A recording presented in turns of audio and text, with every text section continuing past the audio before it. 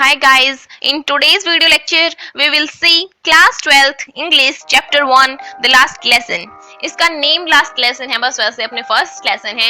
इसका नाम last lesson क्यों रखा गया आपको ये वीडियो के एंड तक अपने आप समझ में आ जाएगा। This is written by Alphonse Daudet. और जो अल्फोंस डॉडेट थे उनके बारे में थोड़ा बताएं तो वो एक फ्रेंच राइटर थे जो कि बहुत बड़े राइटर थे, महान राइटर थे। और उनका फर्स्ट नॉवल 14 की एज में ही पब्लिश हो गया था। वे एक देशभक्त थे। पर्शियों के खिलाफ युद्ध में फ्रांस की पराजय से उन्हें पीड़ा पहुंची। पराजय के परिणाम स्वरूप फ्रांस के दो जिले अल्सेस और लॉरेन पर्शिया के कब्जे में आ गए। अब उनके नियंत्रण में इन दो जिलों पर जर्मनी भाषा थोपी गई। यह कहानी एम हेमेल और फ्रेंच नाम के एक विद्यार्थी के इर्द गिर्द घूमती है। इन्होंने 40 साल, यहाँ पे इन्होंने मीन्स एम हेमेल ने 40 साल तक फ्रांसीसी भाषा पढ़ाई थी, लेकिन अब वहाँ पे जर्मन भाषा थोपी जा रही थी, तो अब वो बेरोजगार हो रहे थे। तो आज उनका लास्ट लेसन था, यानी आज वो लास्ट टाइम पढ़ा रहे थे अपनी क्लास में। तो यहाँ से अब हम स्टोरी देखते हैं। अभी तक हमने देखा कि इसमें क्या क्या होने वाला है, इसमें कौन कौन, जिसके फ्रेंच और हेमेल दो इसके मेन कैरेक्टर्स हैं, इसमें कौन कौन आएगा, ये सारा हमने देख लिया और इसके राइटर के बारे में देख लिया। अब हम इसके मेन स्टोरी के ऊपर जा रहे हैं। यहाँ से इस चैप्टर की मेन स्टोरी स्टार्ट हो रही है। ओके, इसमें सबसे पहले एक फ्रेंच नाम का लड़का है जो एम हेमेल के स्कूल में एक विद्यार्थी है। फ्रेंच एम हेमेल के स्कूल में विद्यार्थी है। एक दिन उसे स्कूल के लिए देर हो रही थी, इसीलिए वह जल्दी से स्कूल जा रहा था। उसे डर था कि देरी से जाने के कारण उसे डांट पड़ेगी। दूसरी, एम हेमेल ने कह रखा था कि वे पार्टिसिपल पर प्रश्न पूछेंगे। फ्रेंच ने उन्हें याद नहीं किया था। एक पल के लिए तो उसे वहां से भाग जाने और सारा दिन देहात में कहीं पर बिताने के बारे में सोचा, लेकिन तब उसने स्कूल में उपस्थित होने का निर्णय लिया और तेजी से आगे बढ़ा। स्कूल जाते समय वह टाउन हॉल के पास से गुजर रहा था। वहां समाचार पत्र के सामने एक भीड़ देखी। 2 साल से सारी बुरी खबरें समाचार पत्र पर प्रदर्शित की जाती थी। उस क्षेत्र के लोगों को हारी हुई लड़ाइयां तथा अन्य महत्वपूर्ण घटनाओं के बारे में केवल वहीं से पता चलता था। फ्रेंच डांटे जाने से डरा हुआ था।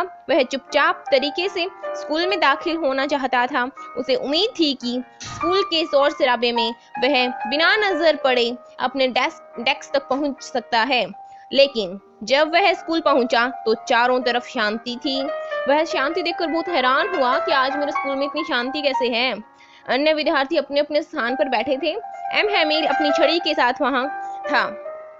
उसने फ्रेंच को देखा, लेकिन उसे डांटा नहीं।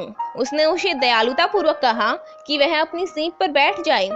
फ्रेंच को सारा स्कूल बड़ा विचित्र और शांत प्रतीत हो रहा था, लेकिन वह यह देखकर बहुत हैरान था कि कक्षा के पिछले बेंचों के ऊपर गांव के कुछ लोग भी बैठे हुए हैं। एम हेमेल ने अपने सबसे बढ़िया कपड़े पहने हुए थे। अब भाई एम हेमेल का लास्ट दिन था, आखिरी दिन था, तो सबसे बढ़िया कपड़े पहन के आया था वो। हाँ, हर कोई शांत और गंभीर था। तब एम हेमेल अपनी कुर्सी पर बैठा। वह एक गंभीर और भद्र आवाज में एक साथ बोला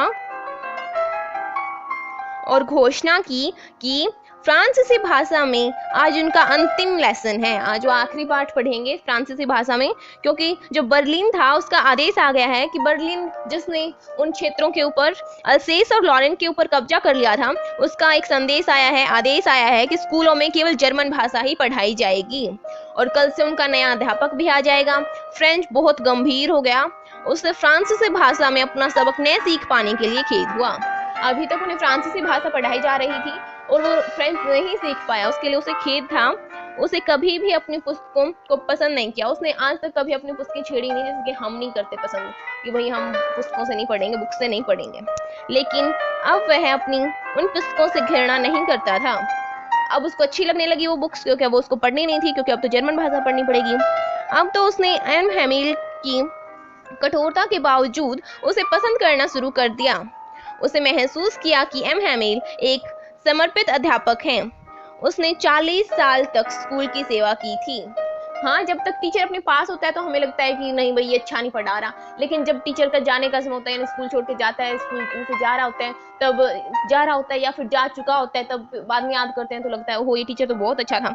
ऐसे इसको लग रहा है कि टीचर तो बहुत अच्छा था, इसने 40 साल तक स्कूल की सेवा की थी। अध्यापक के प्रति अपना सम्मान प्रकट करने के लिए गाँव के वृद्ध लोग भी उसका अंतिम भाषण सुनने के लिए आए थे। अब पार्टिसिपल मीन्स कृदंत। कृदंत अगर हिंदी में इसे समझाऊं तो क्रिया विशेषण के गुणों वाली वर्ब को हम कृदंत बोलते हैं और कृदंत पार्टिसिपल होता है। अब पार्टिसिपल के नियम बताने के लिए फ्रेंच की बारी थी। फ्रेंच को बताना था कि पार्टिसिपल के क्या रूल हैं। वह उठ खड़ा हुआ, लेकिन वह घबरा गया और चुप रहा। अब वो याद तो करके आया नहीं था तो सुनाता क्या, चुप रहा, घबरा गया। हालांकि एम हेमिल ने उन्हें कुछ नहीं कहा, उसे डांटा नहीं, कुछ नहीं कहा उसे। तब हेमिल ने कहा कि इस फ्रेंच का कोई दोस्त नहीं है, कि उस लड़का फ्रेंच का कोई दोस्त नहीं है। इसमें हम जो अल्सेस के लोग हैं, मीन्स इससे हमें पता चलता है कि वो अल्सेस में रहते थे। अल्सेस के जो लोग हैं वो अपनी मातृभाषा, उनकी मातृभाषा क्या थी, फ्रेंच जो भाषा थी वो उनकी मातृभाषा थी और वो उन्होंने कभी सीखी ही नहीं। और जो फ्रांसीसी भाषा यानी उनकी जो मातृभाषा थी वो सबसे सुंदर भाषा, ये एम हेमिल अपने भाषण में बोल रहा है कि वो सबसे सुंदर भाषा थी और सबसे स्पष्ट भाषा थी, तर्कपूर्ण भाषा थी।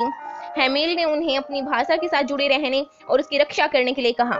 यदि वे लोग जो पराधीन हो चुके हैं अपनी भाषा से चिपके रहे तो दीर्घ अवधि में वे लोग निश्चित रूप से अपनी स्वतंत्रता प्राप्त कर लेंगे।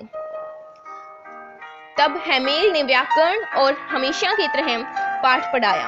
अब हेमिल ने भाषण अपना पूरा कर दिया और जो हमेशा पाठ पढ़ाता था वो पढ़ाया, व्याकरण पढ़ाई। और फिर फ्रेंच को पहली बार लगा कि उसका अध्यापक ने उसे जो पढ़ाया वो उसे समझ में आ गया। फिर व्याकरण के पश्चात हेमिल ने विद्यार्थियों को नई कॉपियां दी।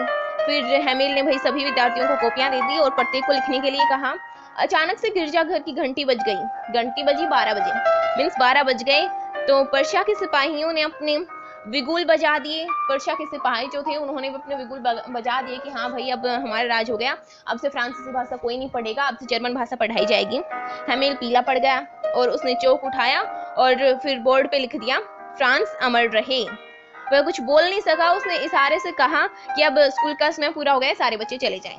ये उनका लास्ट लेसन था कि उन्होंने लास्ट लेसन पढ़ाया था, आखिरी दिन जो पढ़ाया था, तो इसीलिए इस चैप्टर का नाम हम इसमें रखा गया है the last lesson. This is written by Alphonse डोरेट और इसकी कंप्लीट स्टोरी हमने देख ली है। अगर आप इसके क्वेश्चन आंसर्स भी चाहते हैं कि मैं आपको क्वेश्चन आंसर्स भी इसके करवाऊं, then please tell me in comment section में, आपको इसके क्वेश्चन आंसर्स भी करा दूंगी। Please like our video and subscribe our channel. Thanks for watching.